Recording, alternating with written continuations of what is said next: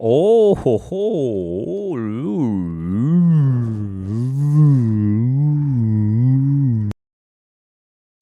Wow.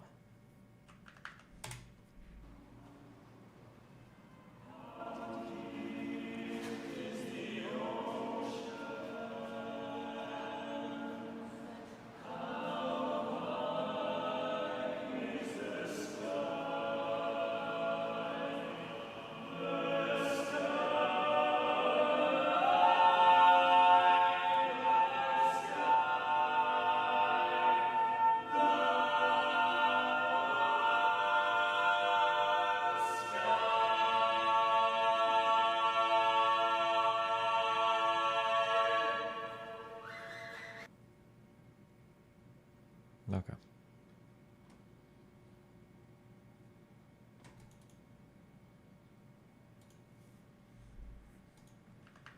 My question. Do you believe in the mandatory buyback of quote unquote assault weapons? And whether or not you do, Well, hi, what's up?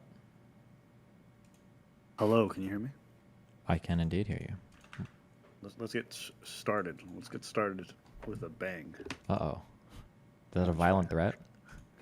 Um, so I'm assuming you like heard about the Ava Tyson stuff, right? I have indeed heard about it, yeah. Okay, cool. I feel like you might be one of the only people I could talk about this because I think you're the only people in my personal life that I know that knows anything about Discord or online forums. Mm-hmm. So I mean, I think everyone's kind of given the same take, at least from like the big creators, right? Like, shouldn't be talking sexual with minors. It's really bad. Mm-hmm. It's generally not appropriate to be in private conversations having this with them. So we all are in agreement on that. And I think that's where most people kind of start and end. And then some people kind of go a little bit further and they're like, Mr. Beast knew and he's a piece of shit. And then some people are like, this trans person obviously became trans because they want to prey on children. So there's like those extremes. But most of the times people see all this shit and they're like, it's bad what she did, right? Sure. Okay. Now, just going beyond that, I don't know if you're going to agree with this, but I feel like what she said and the things that she was doing is, since I discovered Discord 4 or 5 years ago, feels like the most normalized weird shit that I know about online forums. I feel like every time I've entered a Discord or I've seen a Discord flourish, um, conversations in a lot of the chats will just get weirdly sexual. There will be underage people there, some knowing, some not knowing. So I want to know if you agree with that assessment. Oh, I thought you were coming here to... I thought we were going to burn our bridge again today. No, I'll do that on a different day over something that matters to me. My take is that you probably online is probably not a good idea or making those jokes, but the reality is that for the last like 15, 20 years on the internet, basically everybody online does shit like this. It's like funny when it happens. But when you start divorcing things from context, you start laying out like a whole bunch of them, in like a future date, things can look way, way, way more insidious than they actually are. Wait. When you say people always do stuff like this, what are you referring to? I just want you to be clear. Like, I'm pretty confident. If anybody wants to try it, because, you know, fuck it, I love being a pedophile. If you want to try it, I'm pretty sure if you were to go back, do you know Mr. Mooten? Do you ever know him from my stream? That's the guy who did D&D with you, and he's in Yeah. Toronto, right? I'm pretty sure I started gaming with him, I think when he was 16, maybe 15, maybe 17, but I think when he was 16, I guarantee that everybody in our DayZ group and Rush group probably made like groomer pedophile jokes towards him. 1 billion%. I'm sure I did too. I must have. But like you're in a group, you say shit and you know it's like edgy, but ideally you know that it's not true as well, right? Like that's kind of the joke. Like if you were to go back and take like 10 of those jokes and lay them out, and then you would be like, why would you ever say this? It would look fucking horrible. It reminds me of when it reminds me when I got a call from a Slate. I think it was either Slate or The Atlantic. Somebody was working on an article and they were like, hey, so can you talk to me about like these death threats that you made online? It's like, what do you mean? It's like, well, you said a lot of like really crazy things while playing games. And I was like, well, yeah, but we all kind of joked around like that. And this lady starts reading me like League of Legends logs. And she's like, okay, well in here, like you told this guy that he needs to buy razors from your sponsor and he needs to slit his wrists. And you said, when you said down the highway, not across the street, what did you mean by that? And I'm like, okay, Jesus Christ. Yeah, when you read them out like that, I sound fucking insane, okay? But you got to understand, it's a League of Legends lobby, okay? Yeah. So not to excuse any of it, but I'm just saying, like, people, like, overhype the fuck out of it, in my opinion, but... Okay, so I think there's like operative words here that are kind of important. When you say everyone, you'd agree with me that people obviously interact with the internet very differently, even though they might all be on the same platforms. They don't all use it in the same way, right? Yeah, when I say everyone, I'll be more particular.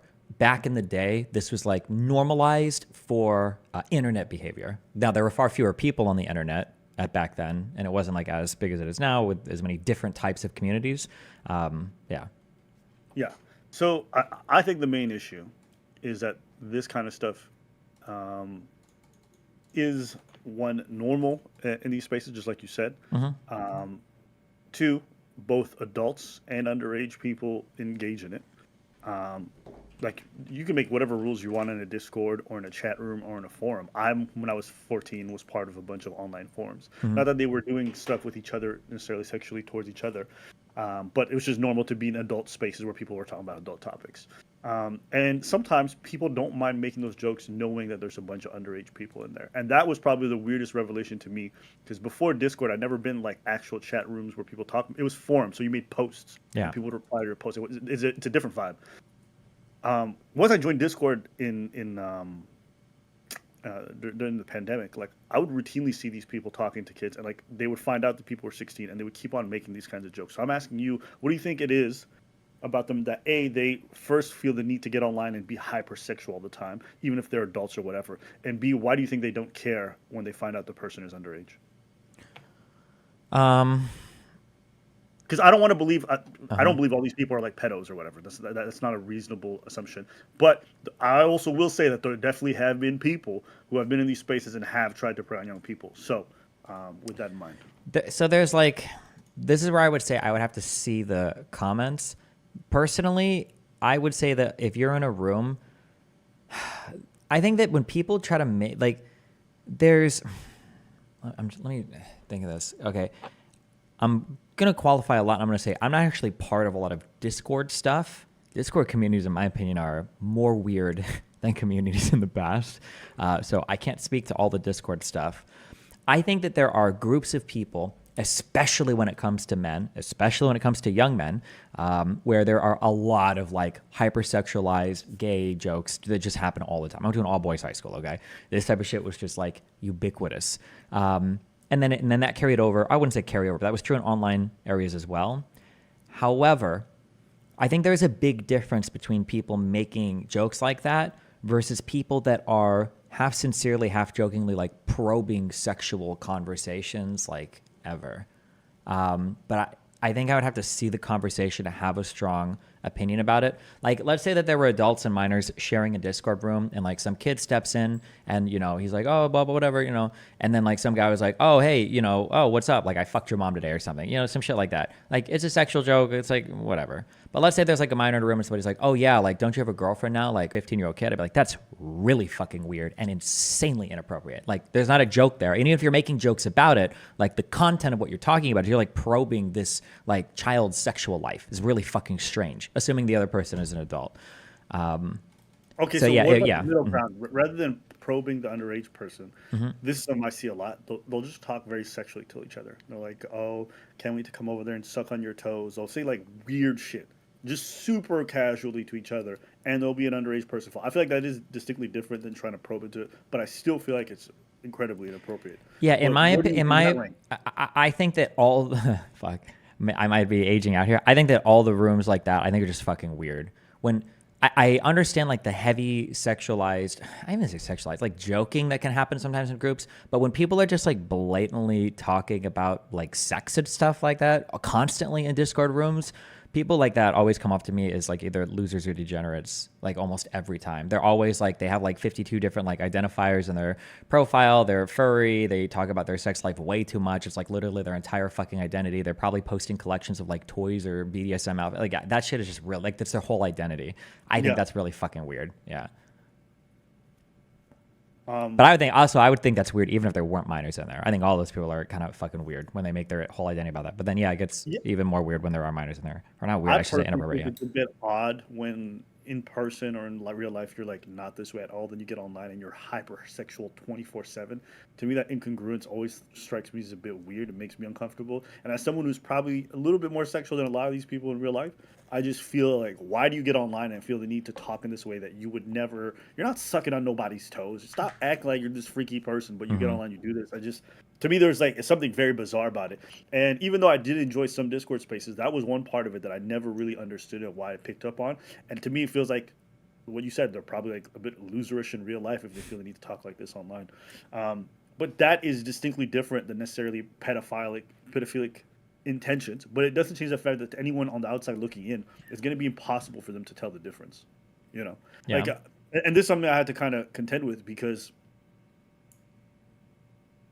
like I said before, everybody uses the internet in different ways, but we're all interacting with some of the same stuff. Meaning, when Ava's message comes up, the fucking Reddit lurker mod will see it and be like, "Oh, banter," and then everyone else will look at it like, "No, this is an inappropriate conversation to have with a minor."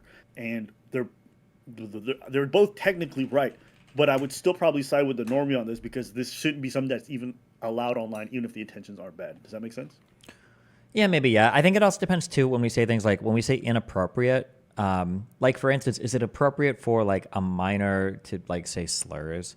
Like probably not. It's probably not appropriate. But when people say inappropriate when it comes to stuff like this, in their mind, inappropriate is so like there are definitely jokes and stuff that are inappropriate that people probably shouldn't be doing. But then I think sometimes people take the moral condemnation and they go way too far. Where it's like, yeah, you probably shouldn't be joking like this. It's probably not okay. But it doesn't mean the person's like a child groomer or a rapist or something as well. You know. Yeah. Okay. Let me see. I think the issue is we may not know whether or not the person is a child rapist or a groomer, but obviously the people feel like this kind of thing is potentially a precursor. So why even allow it to fester? Which is fine, yeah, but it still doesn't make the person a yeah, it still doesn't make them like a groomer or a child rapist. But yeah, I mean, I think that's a good argument that when you normalize that type of conduct, because the really difficult part is when the conduct becomes normalized. Now it's impossible to find the people or to see the people more clearly that are behaving inappropriately, right? Because it's all been Yeah. normalized. Yeah. Yeah, and I also think like if this is normalized, it's only normalized in like very niche online spaces. That's why for everyone else who sees this, they just have a visceral reaction. I don't believe everyone who sees it is having a dishonest reaction. I'm pretty confident if I showed this to any of my friends who've never interacted with Discord or online spaces ever, they'd be like, "Yo, this person's probably a rapist." And I could understand they've never seen it. I was actually really jarred when I first saw some of it, but I had also been a little bit stunted because of like my times on forums, so it was manageable. But Mm-hmm. anybody else who sees it, they're gonna see those chat logs. They're gonna think the worst. And are they unreasonable for thinking that?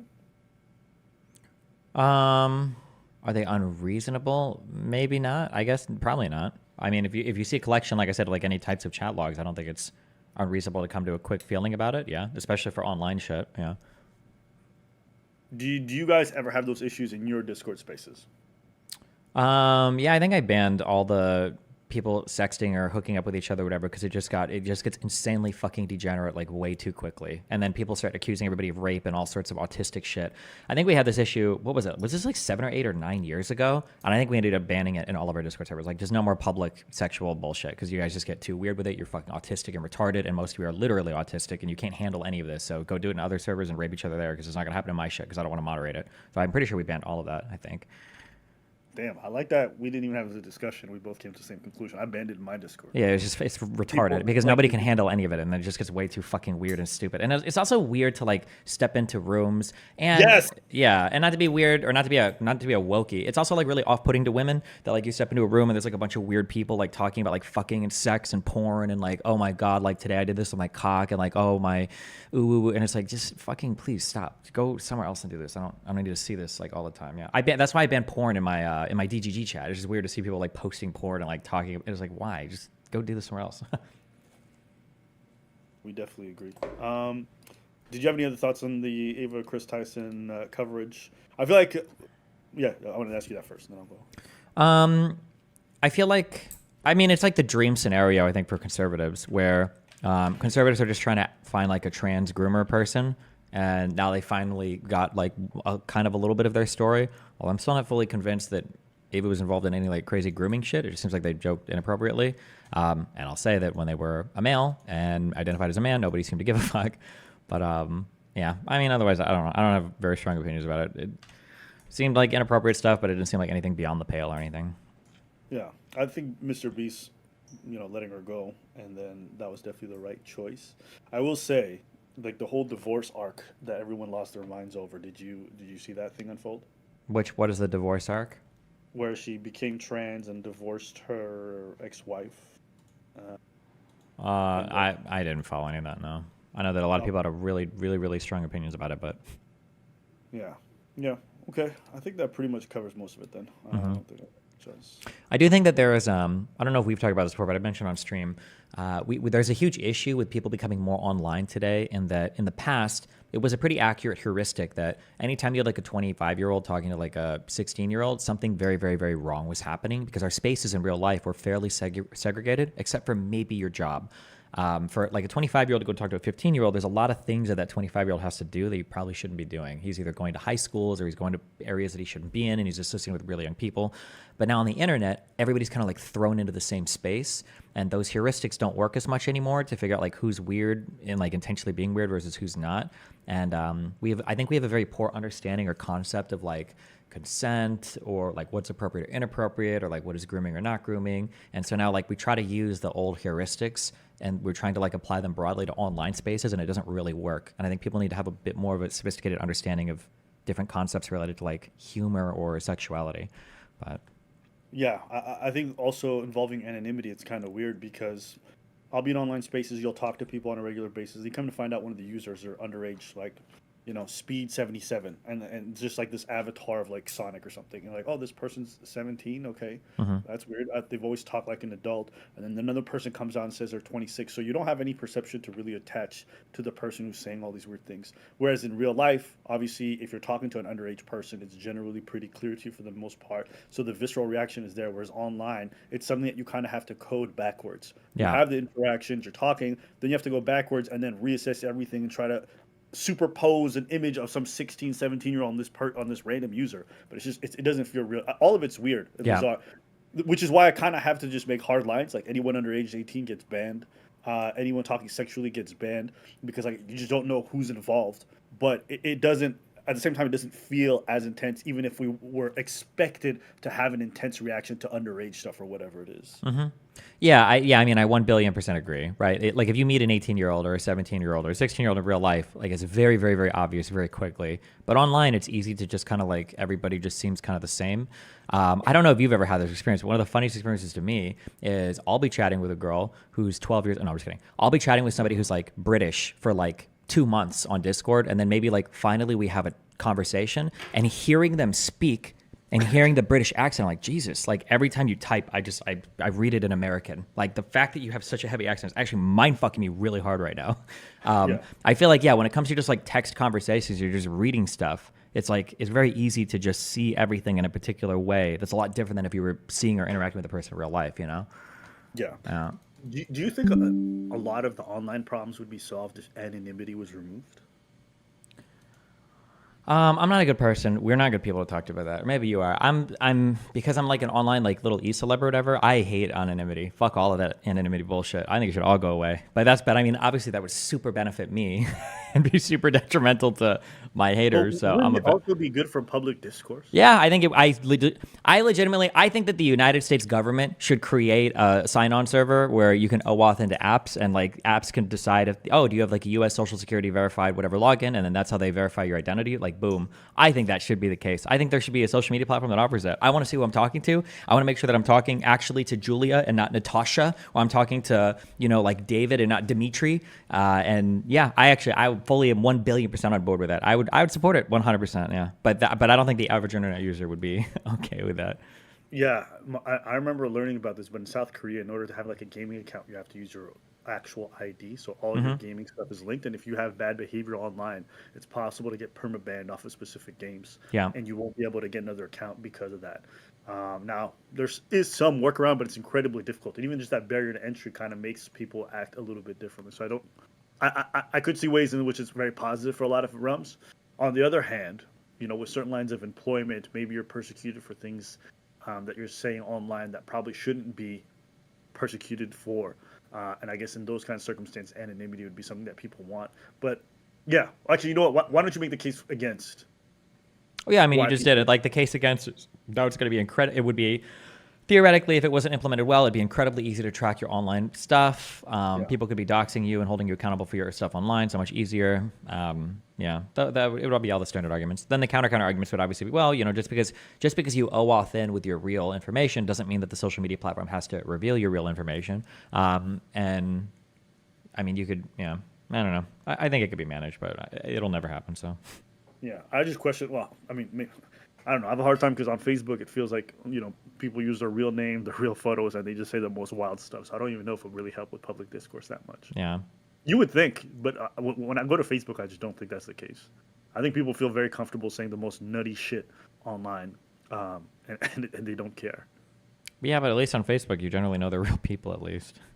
Yeah, that is true. I do think Facebook users are more brave than YouTube chatters and anything else I've seen, because when an ugly ass person is using their real pictures to tell you you're ugly, that's a crazy level of bravery or stupidity that I don't see on any other platform. For sure, yeah. All right, that's it for me, boss. Oh yeah, I was just saying, I've received hundreds of demands to disavow you, and I always appreciate every time I get them. Well, thanks, buddy. I appreciate it. Yeah. All right, peace, boss. Have fun. Be careful. Does Dusty not consider the risk of identity theft? Has he never heard of a data breach? Hey, have you ever heard of OAuth? Dipshit? What are you talking about? Fuck off. Okay.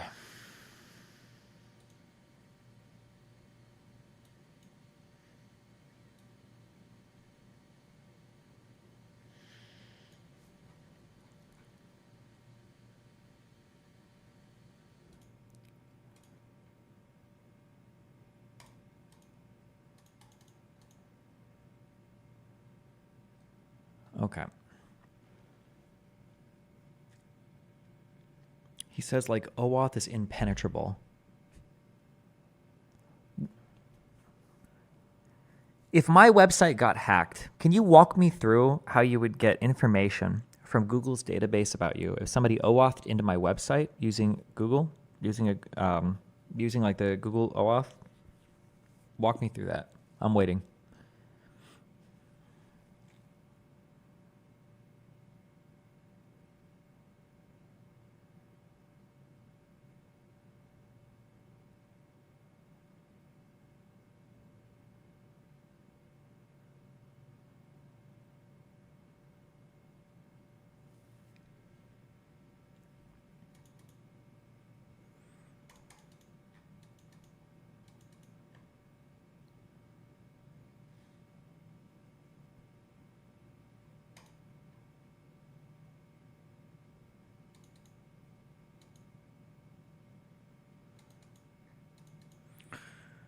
They may have just meant a breach of the government-ran authentication provider. Oh, and then what would happen? Like our social securities would get leaked? Or our credit card information? Or you mean like what's already happened in 50 trillion different data breaches? What do you mean? All of this information has been held by other companies that have been hacked. It's not like the government is holding like unique information that you don't share with anybody else ever.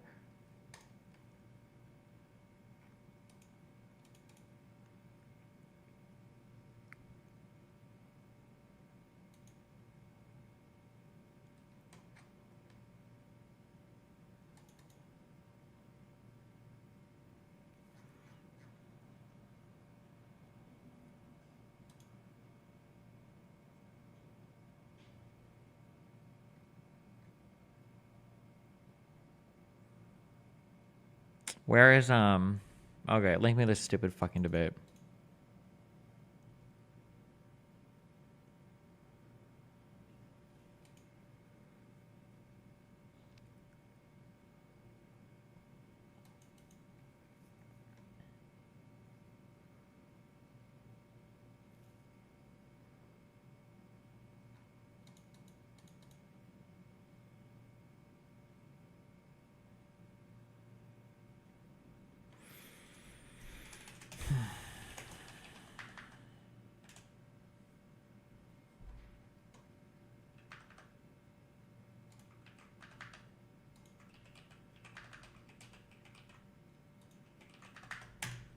I know it's April 1st, but I'm not foolin'. The title is not a joke.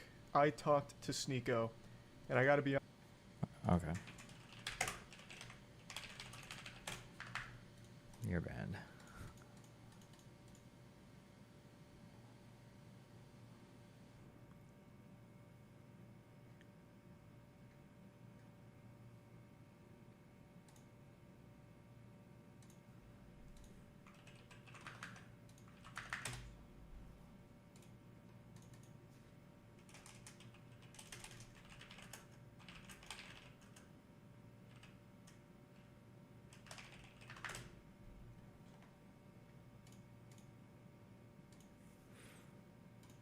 best and worst dinner for your waistline.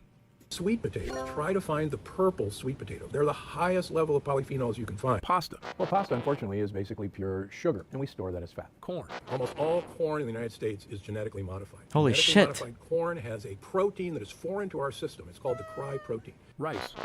Rice is, unfortunately, one of the fastest ways to raise your blood sugar of Holy any of the shit. starches. But turns out 4 to 5 billion people use rice as their staple. And yet almost all of those people use white rice rather than brown rice. And 4 to 5 billion people can't be that stupid to do the trouble of taking the hull off of rice and making it white if brown rice was all that good for you. And that's because the lectins and the contaminants in rice are in the hull. So if you are going to eat rice, you got to make sure it's white rice. And if you are going to eat my rice, God. you want to get white basmati rice from India. A lot of people are surprised that most of our weight loss or gain is actually controlled by the bugs that live in our gut. And we now know from both animal studies and human studies that there are lean bacteria and there are obesogenic bacteria. Oh my One of God. the tricks is to give lean bacteria what they want to eat.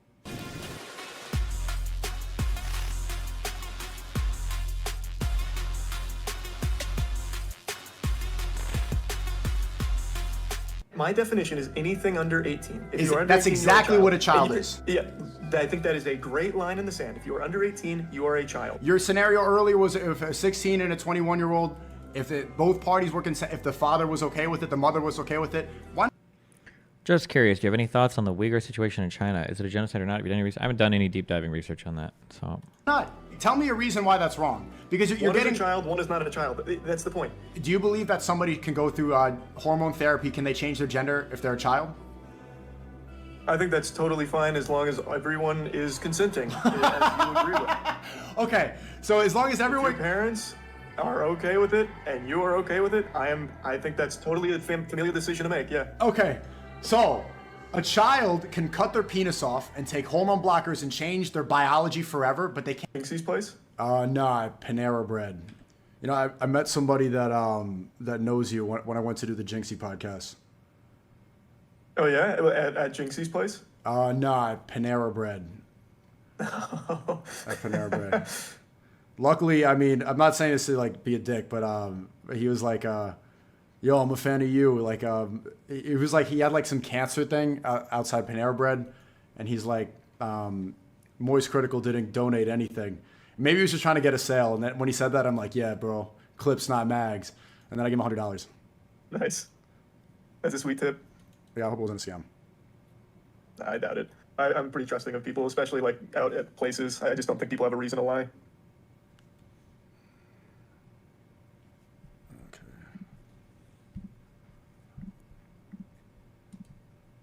This is the most scuffed setup I've had in a long time. It's whatever, bro. I'll just do it like this.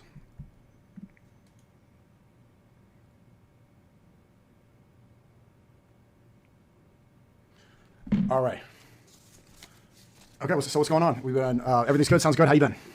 I've been all right, man. How are things going on your end? Things are going good. Every time I talk to you, I'm in some random country. Last time I was in Japan. I was standing outside of a club actually in Japan, and then I think you texted me, and I left the club, and I was just standing on the street underneath like some cherry blossom flowers at like 3 a.m. And now I'm in Yeah, it was Turkey. actually a pretty serene landscape, actually. That was very cinematic. It was a nice flowers, and I think people had this idea that I was an angry person, or maybe that's how you painted me. And then seeing me like walk around like with the nice flowers, like, oh, okay, this guy's not, he's not that red pill rage. Hey, man, I don't try and paint you as aggressive or anything, but your clips, you go ballistic. Because man, That's I'm most all people's impression. for the whole beef. Yeah, I know. Just some of that stuff bothers me. Like when Jinxie's like explain, like, oh, And you just explain it's a. I do like the challenge, but Why are you so insistent on like the age of consent being like unreasonable? Or at least that's the impression most people gather from the way you speak about it. that's a valid question. And I want to first ask, like, what's your issue with my opinion on the age of consent, age of marriage? Because I feel like age of consent should just be an accepted number, and I think the accepted one is 18. Like, regardless of where you talk about in the world, I feel like once you start talking about someone under 18, you're basically just talking like a predator. Like, I feel like 18 is a pretty well-established number for most sensible people. At 18, you're going to college, you're living your own life now, you're outside of your family nest. Anything under that, you're still a kid. Okay. Oh wow! Hey, look who's awake. You shouldn't have like ultra hard lines like this set. We use 18 because it's just like, it's a good enough approximation. It's a decent heuristic. That's it. To say that like everybody below is an absolute child and everybody above is an adult is, you don't have to take that hard of a stance on it. The reality is like the law needs something that's like very quick, very easy to apply, like very consistent.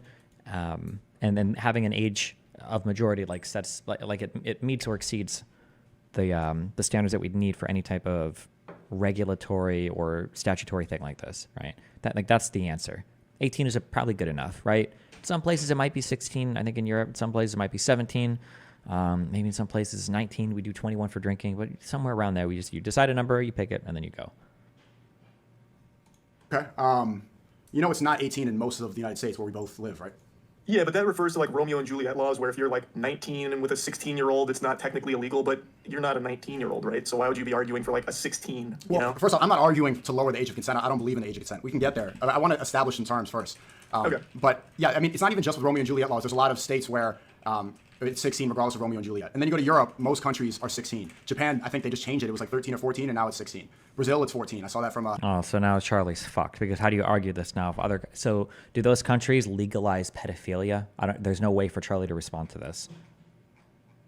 I don't know what he can possibly say now with the argument that he's given. the Nelk Boys video. They were joking around about how they should, like, when in Rome, they're in Brazil, so they might as well sleep with a 14-year-old, right? Or across the world, 18. I want to see, like, why do you think 18 is the age of consent? Because that right now is the one that makes the most sense. I guess to piggyback off what you're saying, so if you're traveling right now, if you go to Europe, are you going to be comfortable like hooking up with a 16-year-old? Like just because it's legal there, would that make you feel comfortable? No, I don't hook up anymore. I'm not saying that you do, but I'm saying if you were. He just did the I don't have breakfast, or I don't know, I had breakfast. God, I hate it when people give like 75 IQ answers to things. Please tell me you understand that that's what just happened, right? Charlie was like, how would you feel if you didn't have breakfast this morning? And Sneak was like, but I did eat breakfast. God, I hate it when people answer in such a clearly like fucking retarded way. It's so stupid. 16-year-old, like just because it's legal there, would that make you feel comfortable? No, I don't hook up anymore. I'm not saying that you do, but I'm saying if you were, single and looking for someone, would you feel comfortable with it being a 16-year-old if it's in Europe versus US? I wouldn't do that. Like, I would not have sex before. I think sex, like, out of wedlock altogether is something. I can't watch. I'm sorry. I didn't. Listen, I'm on a death spiral, okay? I'm waking up too late, so I didn't take my fucking Vyvanse today. So I don't have the patience to deal with Sneeko literally having 75 IQ. I can't watch any more of this. I'm sorry. I'm already out. I'm sure there's a lot of interesting arguments to be made about age of consent and what it should be and what blah, blah, blah, but I can't listen to somebody be that stupid and, like, anybody listens to this guy or sees his prayer. I can't do it. Sorry. I think Sneeko really likes bullying people who haven't put quite as much thought into something as he has, and he gets really upset when he gets bullied back in the same way, like with you. Well, the problem is Sneeko doesn't really put much thought into these particular talking points. He's just bit all of these from like other Muslim scholars or other Muslims to justify the Muhammad fucking Aisha at 9 or whatever, because he can never walk away from that position, and he has to adhere to it because of his current Muslim grift, if he's even still on the Muslim grift. But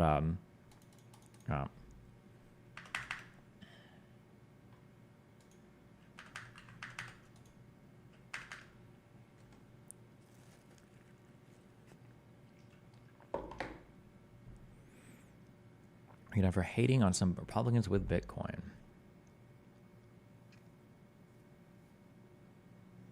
Wait, what was that Kamala gun clip? Hold on.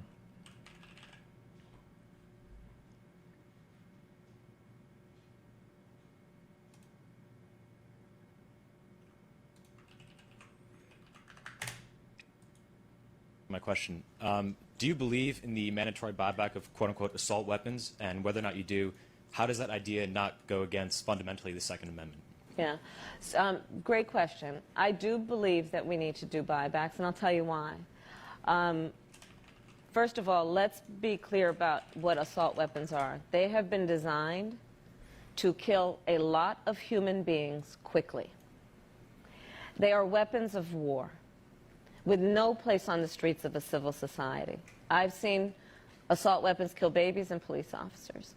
So, one, I'll tell you, when elected president, if the United States Congress continues to fail to have the courage to do something about this, I'm prepared to take executive action and put in place a ban on the importation of assault weapons into our country.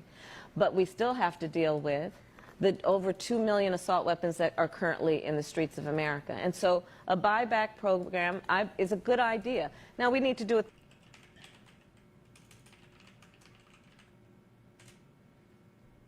the right way. Is there any way to make it so that my browser doesn't communicate to websites like when I'm looking at them? They don't need to know this, and I don't know why my browser tells them this. When I tab out of TikTok, I don't need this to automatically pause. I don't need that to ever happen. Why does it do that? I don't ever need that to happen ever. God, I fucking hate that.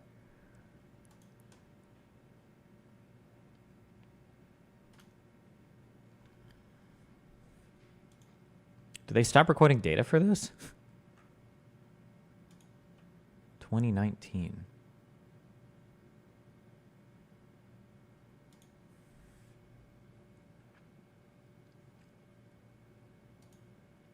Violent crime.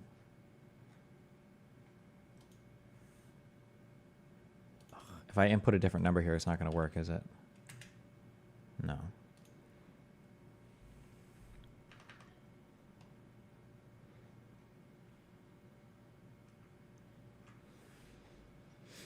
In 2019, there were 10,258 homicides by firearms. 6,368 were done by handguns. 364 by rifles. 200 by shotguns. I don't know why this obsession with assault rifles, assault weapons, it's just like, they just don't do much. Who cares? It's such a, I feel like it's a loser talking point. And part of that has to be, to buy back and give people their value, the financial value of what they have, and not just take things from people that have value without compensating them. We need to do it the right way, but we've got to deal with the fact that these people in Washington, D.C. have failed to have the courage. Okay.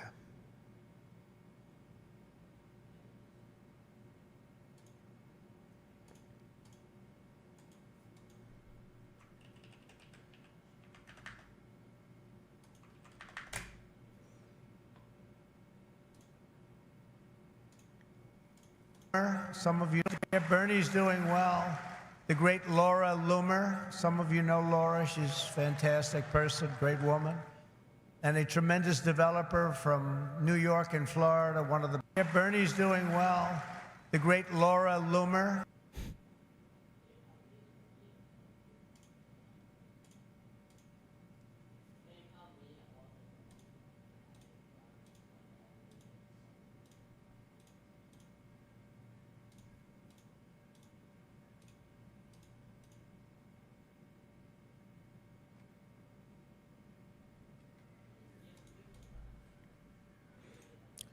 Lex talking about January 6th. Are we reposting the same clip for the 15th time of Lex talking about this 1 year ago?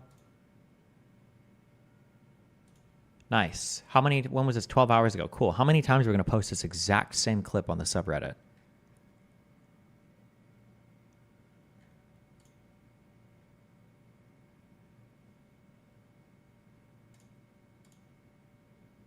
Where the fuck is the delete? Hello?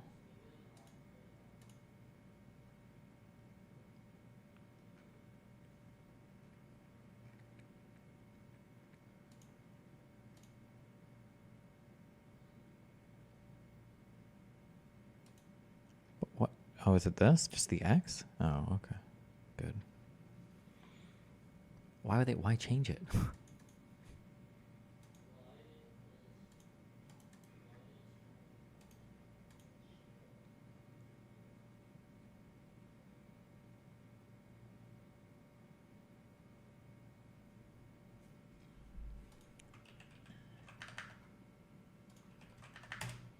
This guy sucks. You suck, sir. I'm Tommy Vitor. I'm Brian Tyler Cohen. And today we're going to be drafting the worst Republicans in the Senate. We're going to have the opportunity to rank which one is the absolute worst in the Senate. So looking forward to this. I really struggled with this list. Yeah, but it's going to be a fun one. Yeah. What do you say? Call in the air? Yeah. Let's stick with never fails, tails. Sorry, pal. Heads it is. Damn. I am going to have to go with, drumroll please, Mitch McConnell. I think we have a clip. Will we allow the people to continue deciding who will nominate the next justice? Or will we empower a lame duck president to make that decision on his way out the door instead? The Senate will appropriately revisit the matter after the American people finish making in November the decision they've already started making today. We're watching this. Holy cow, the Alec Baldwin case was slated to be the next trial of the century. But then it just imploded Hey, dude. spectacularly. Hi, what's up? Yeah, so I'm just starting to watch the Sneeko Charlie debate. And what I think is funny is Charlie is willing to debate a complete degenerate moron like Sneeko. And still to this day, he's making up excuses not to debate me. Is there any way for you to kind of reach out to him and convince him to debate me on veganism? Nope, I've never spoken to him in my entire life, so. I thought you did a podcast thing with him, didn't you? I don't believe so. Wait, have I ever spoken to Charlie before, guy? I don't think I ever have. I could have sworn there was a week or two ago. Maybe I'm just crazy. You might be thinking of Mudahar. Yeah, maybe. All right, well, enjoy your stream. Okay, good luck. Take care. Bye. Were we on Scuffed before? Oh, maybe years ago? And holy cow, the Alec Baldwin case was slated to be the next trial of the century. But then it just imploded spectacularly, and Baldwin is now a free man. Our resident prosecutor Scowell explains exactly what went down. In a shocking decision, a New Mexico judge dismissed the manslaughter charges against Alec Baldwin for the death of cinematographer Helena Hutchins on a movie set in 2021. The sanction of dismissal is the only warranted remedy. The jury has been sworn, jeopardy has attached, and a mistrial would not be based upon manifest necessity. Further, the sanction of dismissal is warranted in this case. The state has repeatedly made representations to defense and to the court that they were compliant with all their discovery obligations. Your motion to This is just more of like the subhuman behavior of conservatives. It took me a little bit to figure out like why people were so invested in this, and then I realized it was because of because Alec Baldwin did the Trump impersonations. So now every single fucking conservative in the United States has these like crazy stances on like guns on sets and everything else. So they don't actually give a fuck about any of this. They just really hate Alec Baldwin because of his Trump impersonations. It's actually the most deranged, unhinged, autistic shit in the entire fucking universe. dismiss with prejudice is granted. How did we get here? During an explosive hearing on a motion to dismiss, the defense revealed that the state improperly withheld ammunition evidence from the defense, which violated Brady v. Maryland. Special Prosecutor Kerry Morrissey argued that the ammunition had no value as evidence because it wasn't the ammunition used on set, so the state had no ethical obligation to turn it over. But her co-counsel, Erlina Ocampo-Johnson, disagreed. Why do you think the DA went so hard against Alex? Well,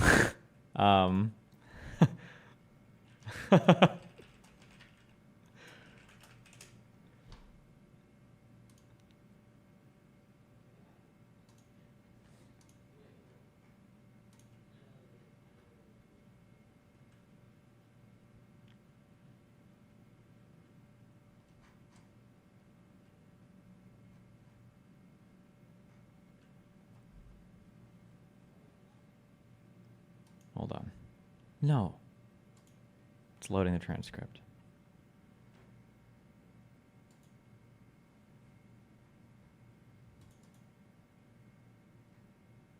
It hasn't crashed. No, it's not crashed. It's coming back.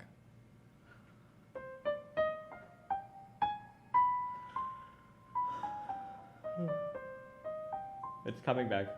I can feel it.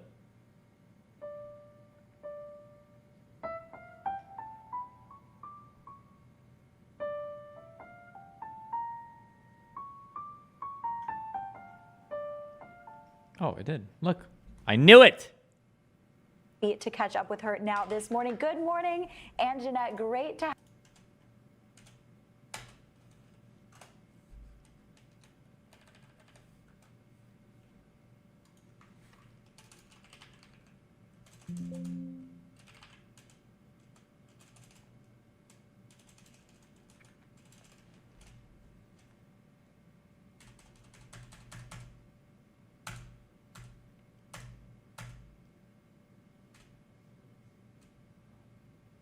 Fuck.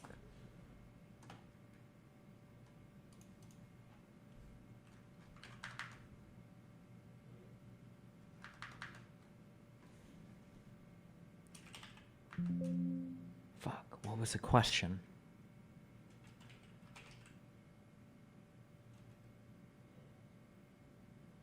Fuck.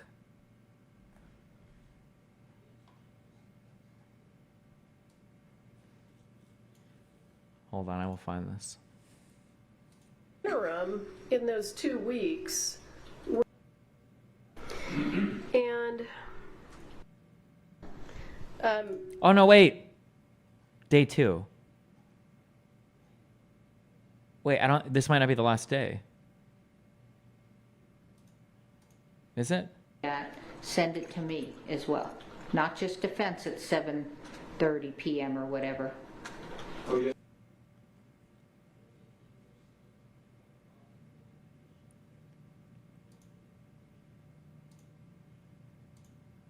I'm not clicking a link from chat because you fucking retards are going to link some video that cut out like 1 sentence. I will find it where I saw it initially. I'm not clicking your autism fucking links. Thank you. I'm seeing 27-minute videos linked to chat. I don't give a fuck. I want the full unedited fucking trial, not the digested shit that you guys eat from Mama Bird's mouth when she pukes it back into your fucking disgusting throats, okay? I will find this.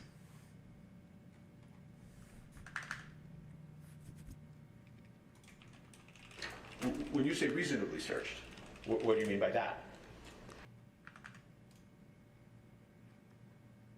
Yes. We will wait for the transcript to load.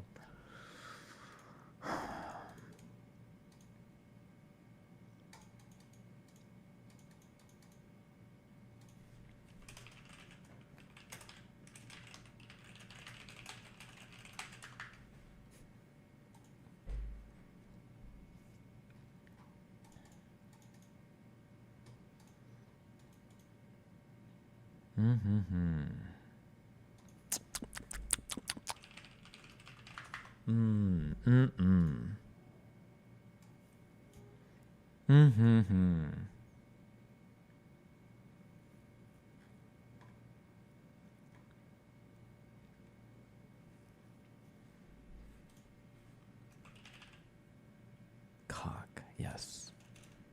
Suck, yes, sucker. Oh, okay.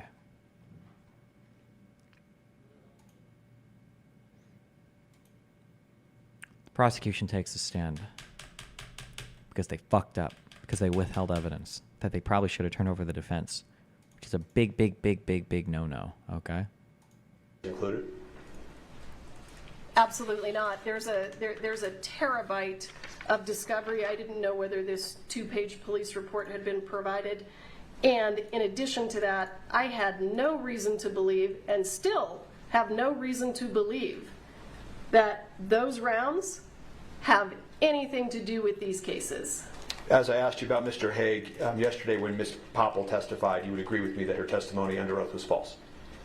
What part of her testimony was false, and I'll answer. That she said that these rounds don't look anything like the rounds on the set when you elicited that testimony.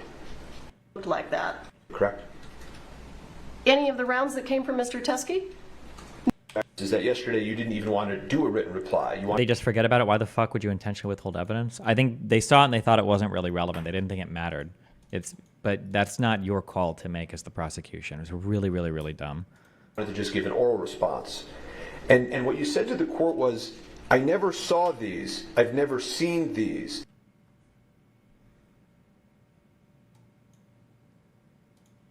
No. Testimony was false, and I'll answer. That she said, it's okay. In any event, when the court, and you never tested those rounds either, correct? Any of the rounds that came from Mr. Teskey? No, because they came in just a few months ago. And the court asked you actually one question that I want to address, which is, the court said to you, well, what's interesting to me, to be quite honest, is that yesterday you didn't even want to do a written reply. You wanted to just give an oral response. And what you said to the court was, I never saw these, I've never seen these, and I never saw the report. I have absolutely never seen these until this morning. Do you remember saying that to the court? With regard to the 3 Starline brass, with regard to the 3 cartridges that appeared to be similar to rust, yes. Well, I never saw them until today. Well, but you said also, I never saw the report, right? I never did. Right, but don't you think, given your duty of candor to this court, that that's awfully misleading to not tell the court at that point that you knew about this when it occurred long ago? That I knew about what?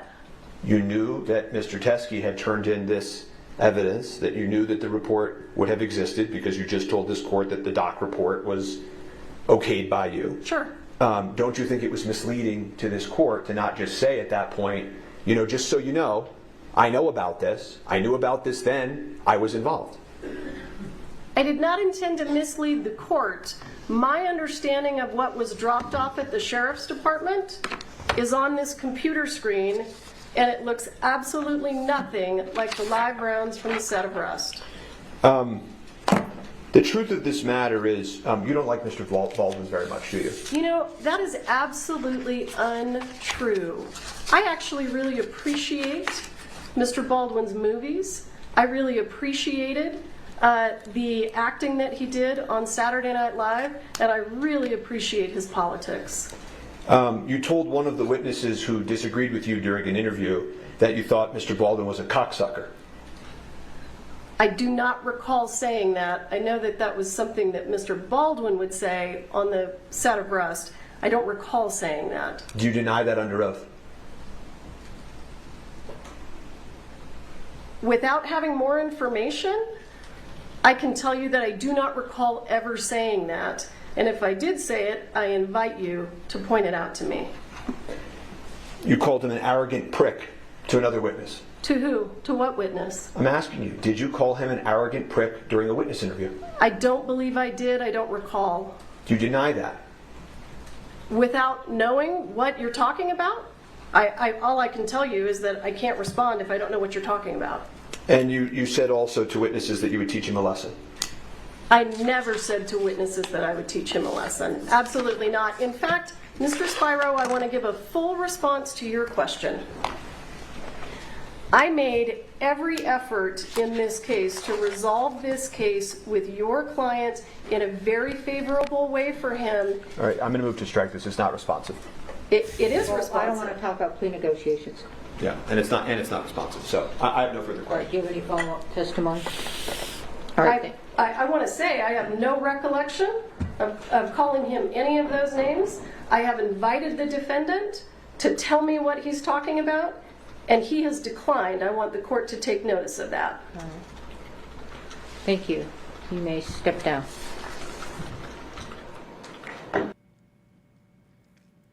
What does it mean by striking? If you strike something, the jury is not supposed to use it as part of their deliberation or consideration. I don't know where they got these quotes from or what it was in relation to, but oof. Anyway. The case was dismissed after the judge decided that there had been a Brady violation, and then it was dismissed with prejudice, meaning that it can't be brought again, so it's donezo now. So now all the conservatives are molding over the Baldwin. She withdrew from the case when she discovered the undisclosed evidence. Johnson said she believed in the case against Baldwin, but that the state had a clear duty to follow the law. Because remember, there are the SAG guidelines, there's bulletins, safety bulletins that dictate even if you're an actor, even if you're on a movie set, you treat a real firearm as though it's always loaded, never point it at another person, and don't put your finger on the trigger until you're ready to shoot. The BX bullet. Oh God, the schizoid arguments. Those are cardinal firearm handling safety rules. So yes, did I believe that there was some inappropriate behavior with regard to handling this gun? I do. It's unfortunate that things went the way they went, but the fact of the matter is that we as prosecutors have very, very serious and high ethical obligations that when something comes to our attention, evidence comes to us, or You have a take on that case? It seemed to me, from what I understood from the procedures and everything on set, that the liability for this would have been 100% on the assistant director and the armorer. That was my understanding. Nobody that's argued against has provided a compelling argument other than repeating these retarded talking points that shows a fundamental misunderstanding of firearm safety that they don't know anything about because they probably just learned about these rules for gun handling and they don't understand why they probably wouldn't apply on set. But yeah, it's probably the armorer or the AD 100%. Unless there's a different set of procedures or something that I'm not aware of. Become aware of evidence, you turn it over. What are the ethical duties of a prosecutor, and why did they lead to dismissal in this case? Today, I'll break down the judge's decision. Devin covered the basic facts of this case back in 2021. The short recap is that Alec Baldwin was the producer and star of a low-budget Western called Rust that was filming in New Mexico. The film had been beset by problems, with poor working conditions and some crew quitting halfway through the production. The lead armorer on the set, Hannah Gutierrez-Reed, was extremely green. On the day of the incident, Baldwin was preparing to shoot a scene where his character would cross-draw a Colt 45 revolver. When Baldwin was practicing the move, he pointed the revolver in the direction of cinematographer Helena Hutchins, and the gun went off, killing Hutchins and wounding director Joel Souza. Baldwin claimed that he did not pull the trigger and that the revolver fired accidentally. IATSE and SAG standards do not permit live rounds on film sets. So how could this have happened? Strike one. The investigation got off to a slow start. The state charged Baldwin with involuntary manslaughter and a gun enhancement charge that would have carried a 5-year prison sentence. The first strike for prosecutors came when Baldwin's lawyers pointed out that the gun enhancement statute did not exist on the date of the shooting. The shooting happened in October of 2021, while the gun enhancement statute didn't take effect until May of 2022. Prosecutors dropped the charge, but didn't admit their mistake. Instead, they claimed that Baldwin's fancy lawyers were involved in some kind of voodoo trickery. But the error they made is obvious. It's something you learn in the first year of law school. A person can't be charged with something that was not a crime on the day. Yeah. What is this called? I think this is called an ex post facto law. This is unconstitutional. Am I correct on that?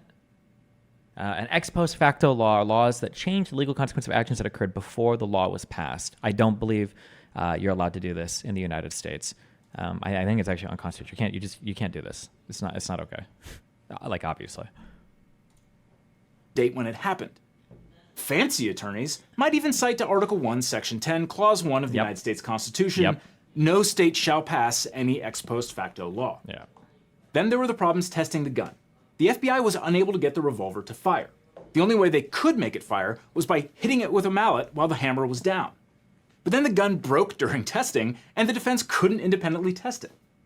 Meanwhile, the first set of prosecutors dropped out, and new special prosecutors Kerry Morrissey and Jason Lewis were appointed. They dropped the manslaughter charges against Baldwin because they needed more time to investigate. That was strike two against the state. The FBI started over, with ballistics experts using replacement parts to reassemble the gun fired by Baldwin. Would that not make Trump not immune? I think you can make things that were illegal, and then you can make them legal.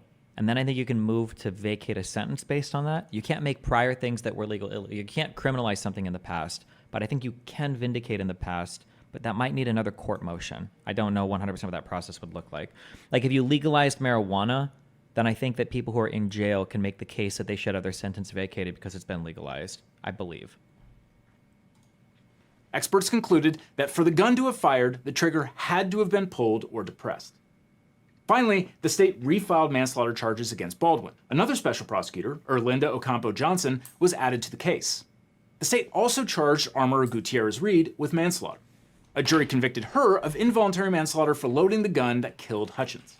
The judge sentenced her to 18 months in prison. All of that set the stage for strike number 3, the Brady violation. In New Mexico, involuntary manslaughter consists of manslaughter committed in the commission of an unlawful act not amounting to felony, or in the commission of a lawful act which might produce death in an unlawful manner or without due caution and circumspection. The mens rea for involuntary manslaughter is that the defendant acted recklessly or negligently. The state's theory of the case was that Baldwin knew or should have known that Gutierrez-Reed was young and inexperienced and that she might bring live ammunition to set. This was Reed's first job as an armorer. Special Prosecutor Johnson explained how she saw the evidence. Based on my evaluation of the evidence that I was privy to and that I saw when I came on board on this case, was that there were numerous clips from the filming on the set that showed that Mr. Baldwin, unfortunately, did engage in some... This is very dark, and it's not funny, and it's tragic that she died, and it's horrible for everybody involved. But it is pretty wild that somebody lacking, like, extensive firearm training was able to hit fire a revolver and, like, insta-kill somebody with the shot. That is an incredibly difficult to make shot, but... Some horseplay with this gun. For example, one individual who was interviewed by the OSHA investigators and testified or gave an interview that there was a time that he allowed Mr. Baldwin to use him kind of as a target. To shoot blanks at him at his person, and obviously these are real guns. You don't do that with real guns. So there's on a movie set. But isn't that exactly what they do on a movie set? Yes, this is the obvious exception. This is the obvious, you're not following any of the gun safety rules when you're on a movie set because you're using firearms in an incredibly dangerous way, which is you are pretending to kill people with them, you're pointing them at people, you're pulling triggers while pointing at people, you're violating arguably all 4 rules of gun safety while you're on a movie set with a firearm, right? This is why it's an exceptional special circumstance on a movie set, which is why it's stupid to just cite the gun rules over and over and over again at people. It doesn't really apply here. Well, no, you don't use another person as a target, as a human target. So that could potentially be reckless. And so, he wasn't charged with intentional homicide. There's no question. For me, there's no question Mr. Baldwin. Why do they use real guns? Because they can load them with blanks or squibs, and because they want authenticity. I don't know. To be honest, I don't know why they don't just manufacture special guns for movie sets. I don't actually know why they wouldn't. It seems like, well, actually, you know what? I say that, but probably because it's cheaper to use real guns, because gun safety on movie sets is actually incredibly good. Keep in mind that we probably film thousands, maybe tens of thousands of films, TV shows, and everything a year in the United States, probably using authentic firearms a lot, and the accident rate is incredibly low. It's very, very, very, very, very low. So, I mean, yeah. Did not intend to do this. But the question is, was there wanton and recklessness? And so that's why I did believe in the case. I had no idea that this other evidence had not been turned over. Now, obviously, if a prosecutor is trying to hide crucial evidence against you in your case, you'll want a good lawyer. But if you want a great lawyer, my law firm, the Eagle Team, can help. If you've suffered a data breach, especially if you've got a data breach letter saying that your social security number was hacked, were involved in a car crash, or are dealing with an immigration issue, we can represent you or help find you the right attorney who can. It's so important to talk to a lawyer right away so you can get the best representation and find out what your options are. So just click on the link in the description or call the number that's on screen right now for a free consultation with my team. Because you don't just need a legal team, you need the Eagle Team. Now, I don't think this was an easy case to prove, but the state's many false starts made a hard job even harder. It took investigators 15 months to charge Baldwin, in part because they had to do a lot of legwork to figure out how a live bullet found its way onto the set and into the gun. Before trial, the judge ruled that Baldwin's theory that the Santa Fe County Sheriff's Office's investigation was biased, improperly motivated, and incompetent was relevant and admissible. The legwork by police was at times sloppy. For example, defense attorney Alex Spiro grilled Santa Fe County crime scene technician Marissa Popple about the way investigators searched a warehouse owned by the company that supplied the production with guns and ammunition. During the search, Popple admitted that she was not sure if they collected every live round. In fact, she admitted that in order to determine if live rounds and dummy rounds had been commingled, she and her partner simply shook some of the boxes of ammunition to see if they rattled.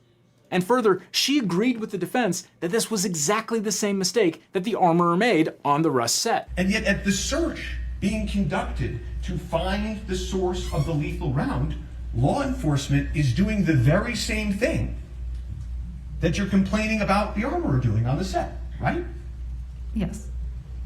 Robert Schilling, a former chief of the New Mexico State Police who worked as an investigator for the district attorney's office before being removed from the case, said this in an email to prosecutors that later became public.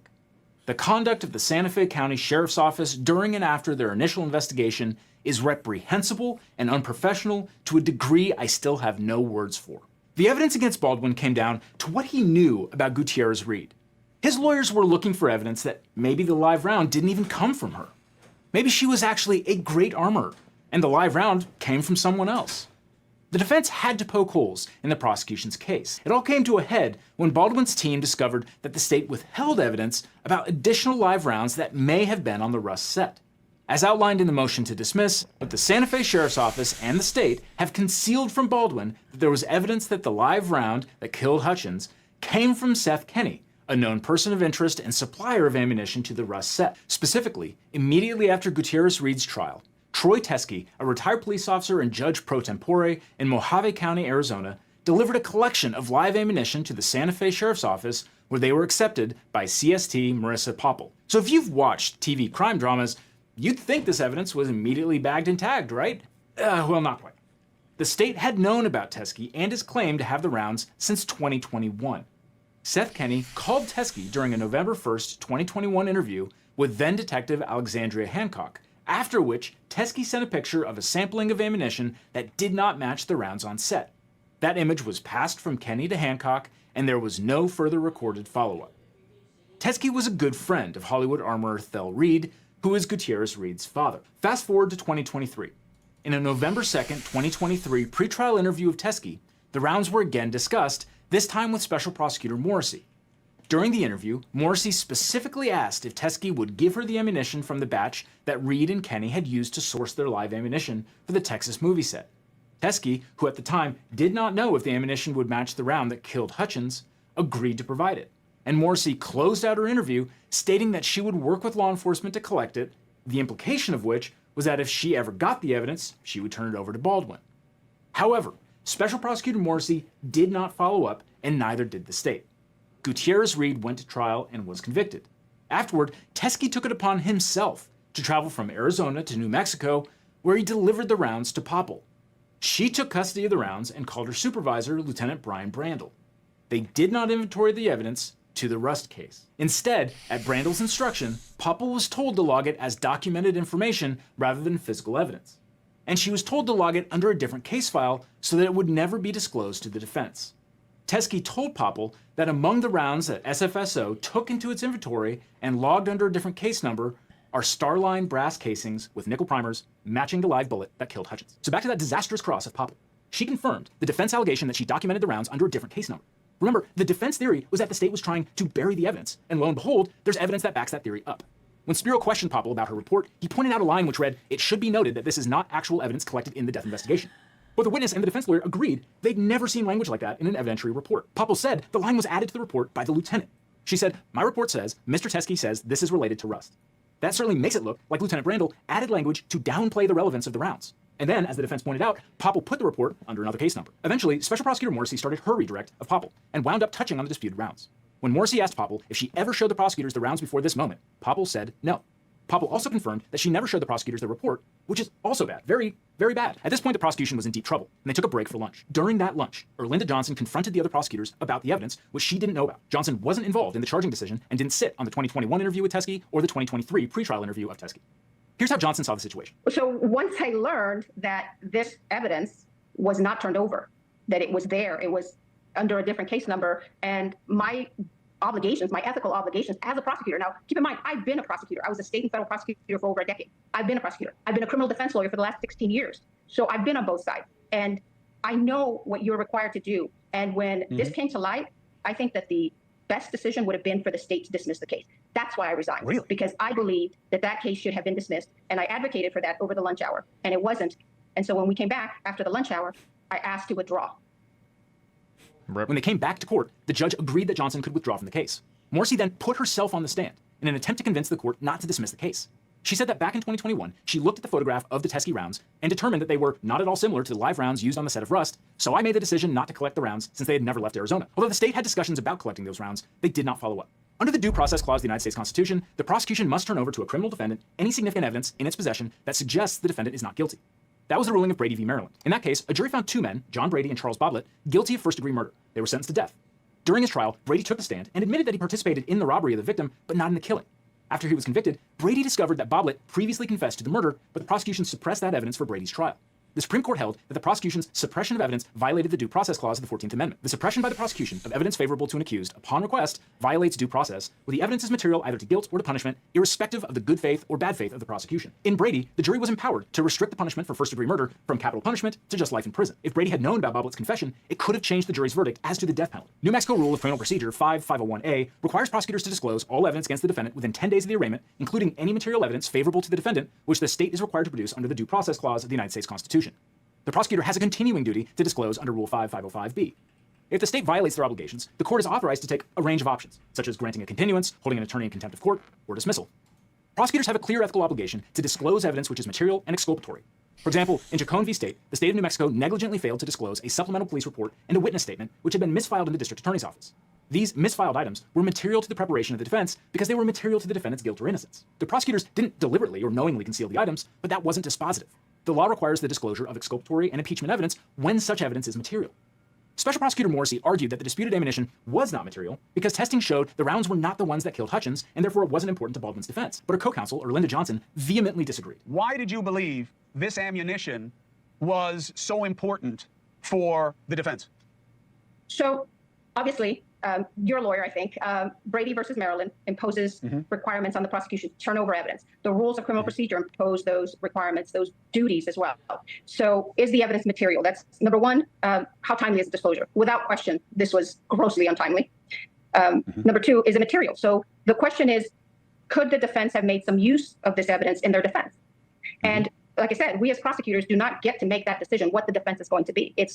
Yeah. So when you have a case and you're a criminal defendant, the theory of how you put that case together and the argument that you want to make for your defense is wholly, within the realm of whatever the defense decides. It's not up to the prosecution to decide, hey, this is going to be your defense. Good luck arguing in a court. It's up to the defense to decide, well, this is the story that I want to tell to the jury to convince the jury that a reasonable mind could think that my defendant or me, I wasn't involved in whatever I'm being charged the crime of.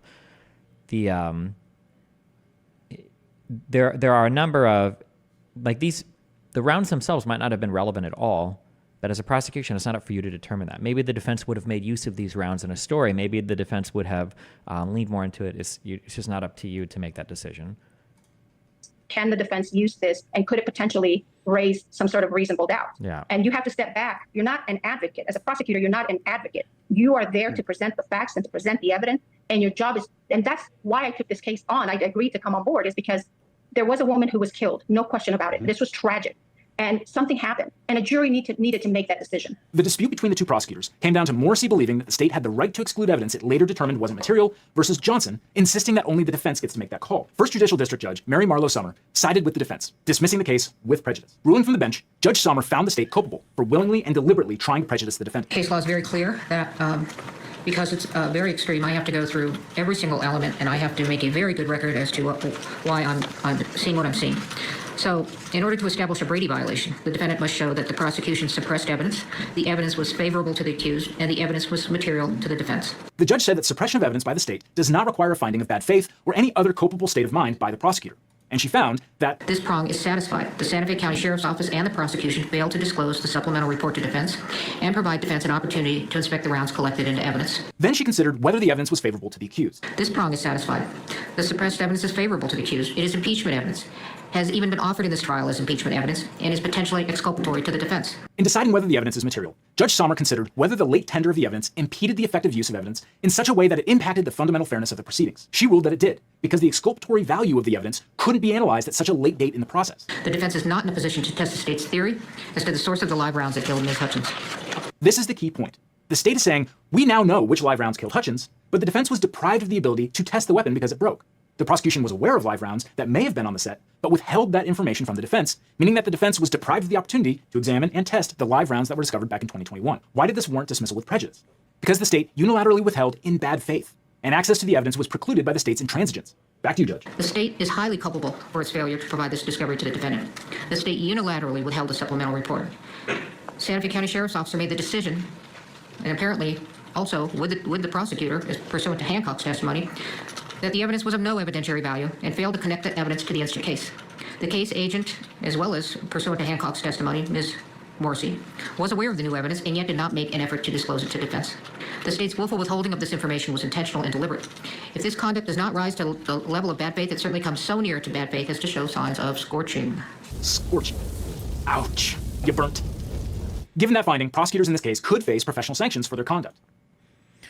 In this trial, the Johnny Depp trial, as well as the criminal trial I served on, the jury of the defendant is always taking notes. Why the fuck do they do that? What are they writing down? Probably just taking note of things that the prosecution has presented to the jury, like maybe things that they feel like they aren't already going to adequately address or that they would really want to keep in mind for stuff that they want to present. I don't know, that'd be my guess. You just want to, ask a question, or they bring up something that they felt was particularly effective, that the defense felt like the prosecution was particularly effective on, you might want to make note of that when it comes time for you to present evidence or to cross-examine whoever they've just spoken to. In an interview, Chris Would be my Cuomo guess. asked Johnson if she should have just waited until the judge made a ruling to resign from the case. She said absolutely not. No, absolutely not. I have ethical obligations. And personally, I have moral obligations. And my ethical obligation and my moral obligations really are not that different. And so when I see that something isn't right, and when I see that the law isn't followed, I don't care who you are, where you are, you make the right decision. And for me, the right decision was to walk up to the judge and ask to be allowed to withdraw before that circus of a hearing got underway. So what happens next? State prosecutors could face disciplinary proceedings, and Gutierrez-Reed probably has a strong argument on appeal. After the Baldwin case was thrown out, her fancy lawyer, Jason Bowles, said that they would be moving for her immediate release. Oh, and a parting thought to prosecutors and aspiring prosecutors out there. 1, no case is worth your integrity or your bar card. 2, be more like Erlinda Johnson. And 3, it's okay to be a little fancy. And right on cue, lawyers for Hannah Gutierrez filed an expedited motion in the Santa Fe First Judicial District Court of New Mexico for a new trial or dismissal of the case against her based on severe and ongoing discovery violations by the state. And on top of that, Baldwin's lawyers signaled their intention to sue the Santa Fe sheriff and prosecutor. So this is not the last we've heard of this case. But thanks to Spencer the Scowlow for that incredible analysis. He's a prosecuting state prosecutor and former JAG attorney and always brings incredible insights. And if you enjoyed Spencer's analysis, we've got a whole bunch of exclusives on today's sponsor, Nebula. For example, you can see our extended reaction of the film Primal Fear, Spencer's exclusive analysis of all of Steve Bannon's crimes, and the Nebula exclusive of Spencer's reaction to the movie Rules of Engagement. Because on Nebula, you can watch all of our videos ad-free and early. The videos always go up on Nebula first. Plus, there's tons of exclusive content, and for limited time, you can get a lifetime membership. You can buy once and then never again. It's the greatest deal of all. And I know tens of thousands of you signed up for Nebula using the CuriosityStream bundle, but unfortunately, that is over. CuriosityStream informed us and included in their latest SEC filing that they don't intend to pay us bundle revenue in 2024. This means that I and my fellow Nebula creators won't get any money for bundle subscribers. So the bundle's breaking, and you're not going to be able to access Nebula through CuriosityStream after 2024. So if you want to... Okay.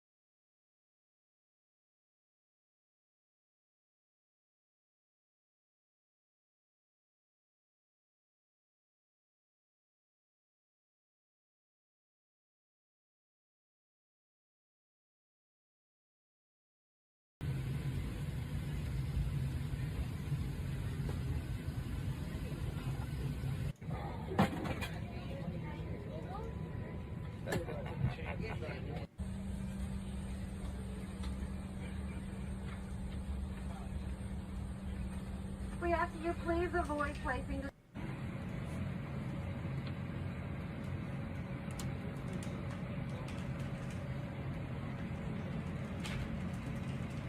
Welcome aboard. The boarding door is now closed. Please put away all large electronic, small, and handheld electronic devices made.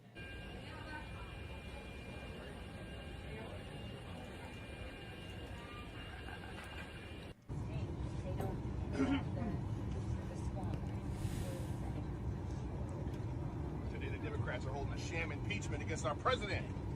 Impeach this.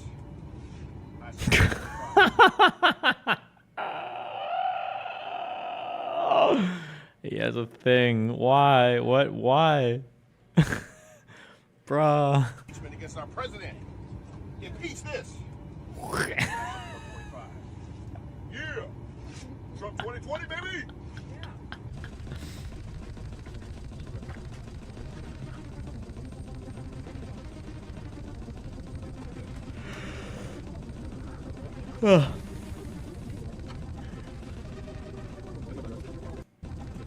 Letting everybody know we support you, Mr. President.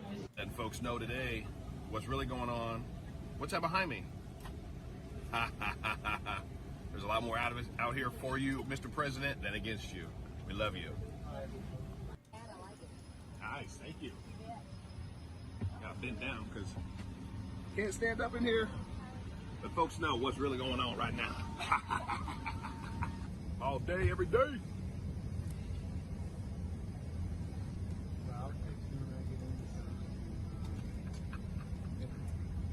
All day. Folks know.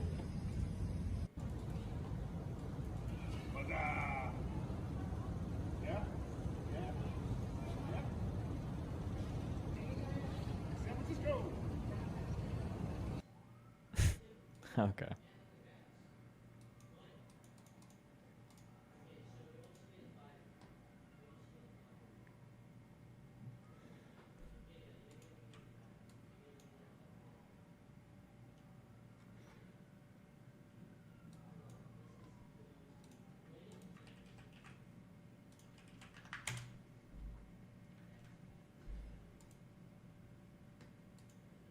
How far his relationship goes. All I know about Shadman is like the last 6 days, there's been a fucking mega leak of everyone's interactions, like Elvis the Alien, Nux, everyone. So Fuck, why am I not in on this? I've worked so hard for my pedophile credibility, and I'm not even part of the pedo gang. Fuck. Alien, Nux, everyone. So it's like, I don't know the extent of it, but obviously it's a disavowal if he ever obviously wanted to collaborate with him in a meaningful way or like defend him or something. You know? Yeah, sure. And, you know, obviously I don't want to like super hardcore hold you to account for someone else's actions. I'm like a pedo poser. Yeah. I just want all the credit without any of the kid fucking. To be fair, I did ask Shadman to, I did ask him to draw pics of a minor before. So I feel like I should be on this list. Did I not get on? That was a risky tweet.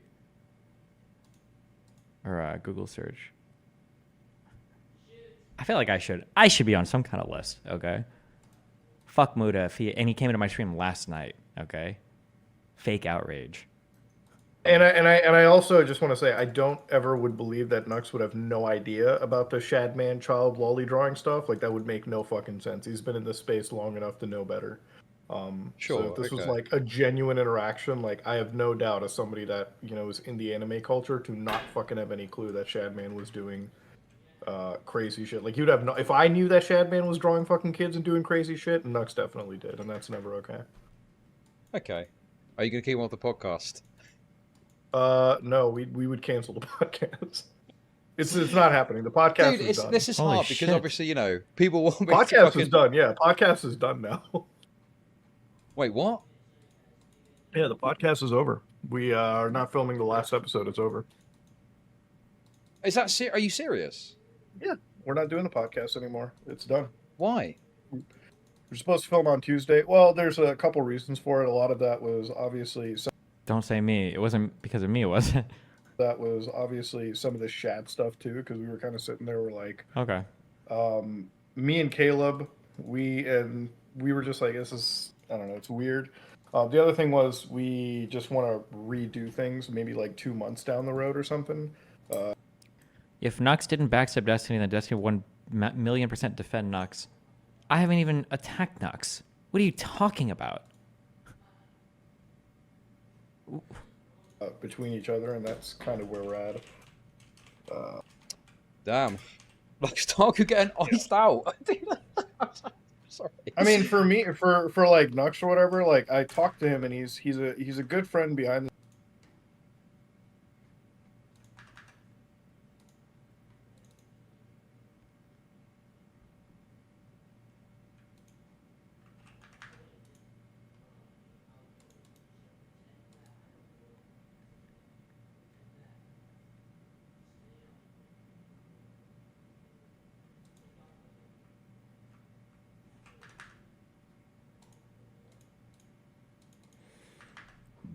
Okay. I'm going to, I'm chilling today. I'm going to be lazy today. We'll be back tomorrow. We'll do more stuff. Be careful. Remember to cappuccino, blah, blah, blah, blah, blah. Okay. I love you guys. Stay safe. Shh. Take a deep breath. Everything will be okay. We'll be back tomorrow at the right time and everything. I promise. Maybe. Hopefully. Stay safe.